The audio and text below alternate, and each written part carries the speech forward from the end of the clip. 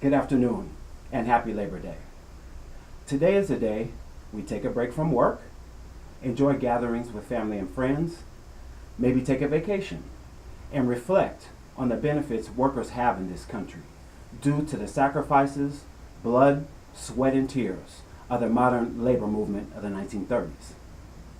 To be employed as an American is a much different experience than many others face in the world because of those men and women of many colors and religions who united, fought, and died so that any worker in America would be treated with respect, protected under the law, and that a workforce would have the ability to unionize and collectively bargain for decent pay and safe working conditions. Now, though of course the union movement in this country dates back to revolutionary times, it was the early part of the 20th century that saw the decline of basic workers' rights provided by employers, and not much by way of labor laws to protect workers. The challenges united workforces from various trades and crafts under common goals and values so that everyone would have an opportunity to enjoy the dignity of work in a healthy work environment and with a fair wage and schedule. Those fearless men and women who protested in the streets and demanded their rights as Americans to assemble peacefully, though sometimes being met with aggressive and violent responses from local police departments, with orders handed down by mayors and governors, lit a fuse that inspired millions to respect their progress and to continue their work in their own way. Our own state has seen great movements arise from workplace injustice. The Chinese immigrant struggle and the fight for equality in the railroad industry in the 1860s.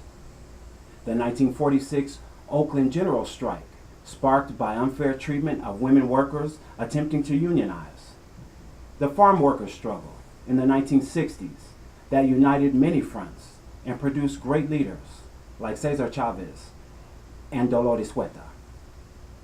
The living example of the past has been multiplied and modernized by millions of Californians throughout our state's history. Those principles of nonviolence and solidarity in other struggles are seen now in organizing efforts from raising minimum wages to organizing efforts for single-payer health care and criminal justice reform for our state.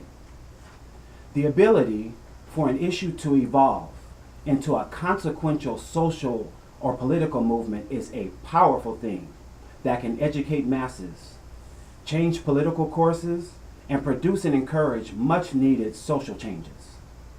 The challenges to make our union more perfect and our state in that image is a test every generation has faced. And that union continues to be the example for so many around the world because it is built on we the people having the ability to set the course in our state and in our country. Today, we see some of the same old struggles we've seen in the past, both in our country and in our state. Concerns about fair and livable wages, true economic inclusion, where people aren't being left out of the workforce and general economy. Workplace issues involving race and gender and sexual orientation. Corporate policies that favor profits over its employees. As those before us did, we must decide that we will unite with a diversion of tactics to ensure that this country and this state will remain a place where a person can find gainful employment if and when they choose, will be treated with respect under the law, and will be given a fair wage in exchange for their labor. We need people in the streets, and we need people in city halls and in Sacramento that not only understand and articulate the challenges, but turn words into productive actions to ensure economic justice for anyone with a job and opportunity for anyone who wants to work. When we begin to move away from an economic climate that benefits workers and where corporations and industries abuse their place in the economy, We do those who laid the foundation a disservice if we don't stay vigilant. We must never forget that when we unite together, we can guide the agenda of those who depend on us for our labor and their record profits, and those who represent us in government and depend on us and our votes to keep their jobs.